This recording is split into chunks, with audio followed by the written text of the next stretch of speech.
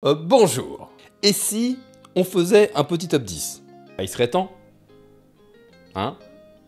Oui. Comme toujours, traditionnel petit top 10, il y a bien plus de 10 bonnes cartes dans l'extension. De plus, c'est un top 10 absolument personnel, principalement pour un pool de cartes Commander en multijoueur, mais qui peut aussi être applicable en dual Commander en fonction de ce que vous jouez, en fonction de comment la méta va évoluer, évidemment, bien sûr. Et les cartes ne sont pas dans l'ordre. Comme ça, vous avez les infos, on est parti. On va commencer par la grosse Leshtorn blanche 4-7 vigilance pour 5, qui dit qu'on va faire nos ETB 2 fois et qu'on va enquiquiner les ETB de l'adversaire.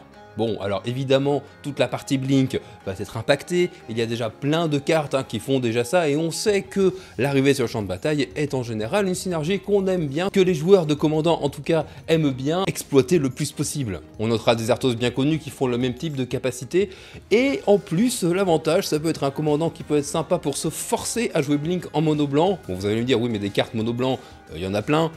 Genre Restoration Angel, genre Blink, mais Blink ça rentre pas du coup dans un deck comme ça si tu fais un deck mono blanc, parce que l'entité de couleur est bleu et blanc. Ça peut faire un commandant avec un power creep très élevé, mais avec une restriction de couleur intéressant donc à monter. Toute seule, c'est une carte qui est très forte aussi à mettre dans un deck, et ça ravira les joueurs de Stax, qui jouent avec du blanc, parce qu'en général quand tu joues Stax, tu joues blanc. Vous allez être contents les gars. Mondrak, une autre très bonne carte blanche, 4-4 pour 4, dont 2 incolores et 2 blancs, qui dit qu'à chaque fois qu'on va créer un jeton, on va en créer un supplémentaire, et ensuite pour 3, dont 1 incolore et 2 blancs, mana Phyrexian, oui je dirais mana Phyrexian, Phyrexian, j'ai l'habitude de dire un peu les deux, vous comprendrez je pense, évidemment. On peut sacrifier 2 artefacts et rendre la créature indestructible. Je trouve ça intéressant parce qu'il n'y a pas de restriction dans le type de jetons qui vont permettre de déclencher l'effet. Du coup, évidemment, avec sa deuxième capacité qui nous permet de mettre un jeton indestructible, on va être un petit peu poussé de jouer aussi avec pas mal de jetons qui sont des Arthos, comme les trésors par exemple. Une carte à mettre dans un deck qui va venir compléter la procession, qui avait déjà ce type d'effet bien connu, et qui en plus va nous permettre potentiellement de pouvoir survivre sur une brasse ou une destruction de masse quelconque, ou à n'importe quelle anti-bête. En troisième carte, un énième roi de rats, vous savez que j'aime bien ces petites bêtes, à savoir Carumonix, qui va avoir la capacité toxique, qui va donner toxique à Nora, qui est 3-3 pour 3, qui a un body ok mais sans plus, et qui va nous permettre d'aller tuto des rats aussi accessoirement. J'aime beaucoup cette capacité toxique parce que ça permet d'avoir un plan de jeu supplémentaire, un plan de jeu intermédiaire, voire même un kill intermédiaire du coup en fin de partie, pourquoi pas, du fait de tuer et aux dégâts et aux marqueurs poison. Le deck rat, j'ai l'impression que dans le commandeur multi, ça a toujours été un peu à tâtons. Avec le Secret Lair sur les rats qui est sorti il y a quelques années, il y a quelques personnes qui se sont dit « Ouais, je vais jouer rat colonie, ça va être vachement bien !» Non, jouer rat colonie, c'est pas incroyable en fait. Ouais, t'as raison. Enfin, ça va dépendre évidemment comment vous allez le monter, mais en général les decks tribal rat restent relativement bas en termes de power creep, et le fait d'avoir un kill supplémentaire et un plan de jeu supplémentaire avec cette fameuse capacité toxique, je trouve ça intéressant. Ça peut remettre un peu au goût du jour ces petites bêtes qui sont en fait intelligentes et plutôt mignonnes quand elles sont pas dans des égouts ou dans votre cuisine en train de manger vos denrées. Vos denrées. Ok. Slowbad, Gobelin de Flair, une 3-3 pour 3 dont 2 incolores et un rouge qui dit qu'on peut l'engager, sacrifier un Arthos, rajouter du mana, dépenser ce mana que pour jouer des artefacts. Une carte à combo, on a l'habitude, on connaît bien, on peut citer Dareti par exemple en commandeur, qui a une synergie artefact-sacrifice, qui peut être vachement fort. Bon, c'est pour faire n'importe quoi, je vais pas vous lister ici tous les combos que vous pouvez faire avec cette carte et les cartes déjà existantes qui synergisent avec les Arthos, le sacrifice et qui sont en rouge, parce que je pense que parmi vous, il y a des gens qui sont bien plus créatifs que moi par rapport à ça, mais ça va encore faire n'importe quoi. Go rentrer ça dans Dareti, c'est légendaire, ça passe en commandant aussi, faut juste pas qu'on gère ton cimetière. Mais l'avantage, c'est qu'en commandeur multi, il y a peu de cartes qui gèrent les cimetières, et ça, pour l'instant, c'est vachement bien. C'est ce qui rend aussi certains decks, comme Meren, encore très forts dans le format. Pour la prochaine carte, c'est un groupement de cartes. Bon, à chaque top, je vous le dis un petit peu, surtout pour les nouveaux joueurs, ce sont tous les petits bilans là qui sortent, ça coûte que dalle. Récupérez-les vraiment parce que ça vous aidera toujours à stabiliser votre base de mana. Alors, c'est pas extrêmement joué en dual commander en général, surtout ceux-là qui ont une condition un peu pénible pour arriver dégagé, parce que si tu pioches ça en top deck tour 50, ça va pas forcément t'aider. Mais bon, récupérez-les, au moins un de chaque pour le commander. Ça vous aidera toujours. Si vous savez pas trop quoi mettre, des fois c'est toujours mieux qu'un land de base. Ou pas, ça dépend de ta mana base. Mais bon, bref, récupérez ces 5 lands. L'épée de forge et de frontière, elle s'inscrit dans un cycle d'équipement qui n'est pas tout jeune. On a eu l'épée d'eau et de feu par exemple, qui dit qu'en fait toutes les créatures vont gagner une protection contre 2 couleurs, et en plus, +2/+2. Et à chaque fois que cette créature-là va blesser notre adversaire, ça va faire quelque chose. Celle-ci, elle va nous permettre de regarder les 2 cartes de notre deck. On peut jouer ces cartes-là et jouer un terrain supplémentaire pendant ce tour-ci.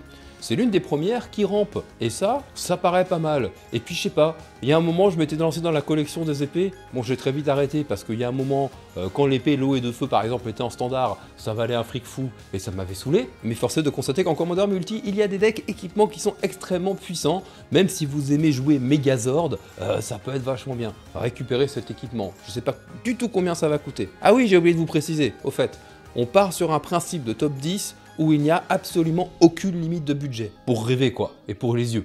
Les personnes qui viennent sur la chaîne YouTube quand on fait du MTGA le savent, je commence à de plus en plus aimer jouer mono vert Jean-Kévin 12 ans. Désolé pour les Jean-Kévin, il n'y a rien contre vous, mais mono vert Jean-Kévin 12 ans, ça me fait rire. Du coup, forcément, il fallait que je nomme le Rex, hein. C'est un pâté vert. Tyrannax Rex, 8-8 pour 7, ne peut pas être contrecarré, piétinement, parade 4, célérité et toxique 4. Je trouve ça juste crétin. Dans un deck ramp, pourquoi pas. C'est pas légendaire, j'ai presque envie de dire heureusement quelque part, parce que ce serait n'importe quoi. Mais c'est une bête, une fois qu'elle est sur le board, c'est très compliqué à cibler. Et puis elle te permet encore une fois d'avoir potentiellement un kill alternatif pour un de tes adversaires grâce à la capacité toxique. Et ça, je trouve ça vachement bien. Récupérer ce pâté.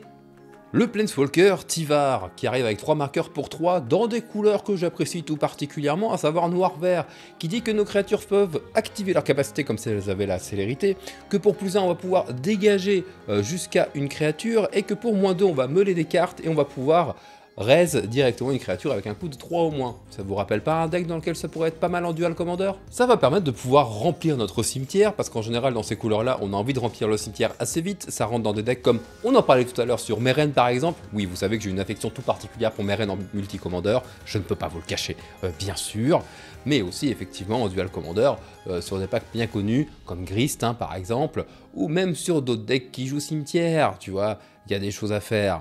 J'aime beaucoup la carte déjà parce qu'elle arrive assez tôt, certes elle a que 2 effets mais elle a quand même un plus, ce qui nous permet de pouvoir la garder pendant un petit moment, et puis le fait de dégager, en plus ça synergise avec son effet passif, bien sûr. Lieu sur Miran, qui est ni plus ni moins qu'un Arthos, qui va avoir toutes les capacités activées des terrains dans nos cimetières. Et ça arrive pour 3, donc déjà ça arrive relativement tôt dans la partie. Ensuite ça peut rentrer dans des decks avec n'importe quelle couleur, évidemment c'est un Arthos incolore, bien sûr. Et il faut avoir en tête aussi qu'en multi-commander, tous les packs qui sont basés sur des synergies de terrain sont relativement durs à gérer, parce qu'il y a peu de choses qui gèrent les landes en fait dans le format. Il y en a, mais souvent, quand on monte notre deck, on va pas vouloir s'embêter à mettre des slots pour ça spécifiquement. Du coup, il y a des très bons commandants qui jouent par exemple avec les déserts. Hein. Voilà, c'est un petit clin d'œil à une personne qui va sûrement regarder cette vidéo, bien sûr. C'est intéressant parce que ça rajoute aussi un outil supplémentaire pour les personnes qui aiment bien jouer autour des mécaniques avec les terrains. Et je trouve que c'est un peu trop souvent oublié. On n'en voit pas assez sur les tables de commandeurs. Bien sûr, il ne faut pas oublier le papa grenouille du terrain. Bien sûr, ça marche avec Nykthos. Vous commencez à comprendre le délire. Qui a osé dire un jour que plus on avançait dans le temps, et plus les bodies des anciennes créatures de Magic étaient mauvaises, puisqu'on faisait des bodies de plus en plus abusés. Du coup, en 10ème carte, je voudrais vous proposer une réédition. Oblitérateur Phyrexian. 5-5 piétinement pour 4 noirs. Il dit qu'à chaque fois qu'une source lui inflige des blessures, le contrôleur de cette source sacrifie autant de permanents. Je trouve que c'est une excellente réédition qui évidemment vient bien dans Phyrexian, hein, c'est dans son nom, Oblitérateur Phyrexian, et que ça fait un bout de temps qu'on l'a pas trop vu au devant de la scène, et le fait que ça rentre dans le standard, bon, je suis pas trop le format standard, mais en vrai ça peut être marrant. Et d'après les analyses, le noir c'est l'une des meilleures couleurs à Magic en multi, donc du coup ça rentre dedans. Récupérer un Oblitérateur Phyrexian, bien sûr. Une extension qui me hype un petit peu plus que les dernières, effectivement. Et non, j'ai pas fait de top 10 sur les autres avant, parce que bah, j'en avais pas envie, et que j'avais rien à dire. On dit au revoir aux gens ensemble, c'est ça? Sur ce, je te remercie d'avoir regardé cette vidéo, tu peux la partager un maximum partout où tu peux, t'abonner à la chaîne YouTube, et surtout tu n'oublies pas, la magie n'est jamais finie. Un maximum de love. Ouais.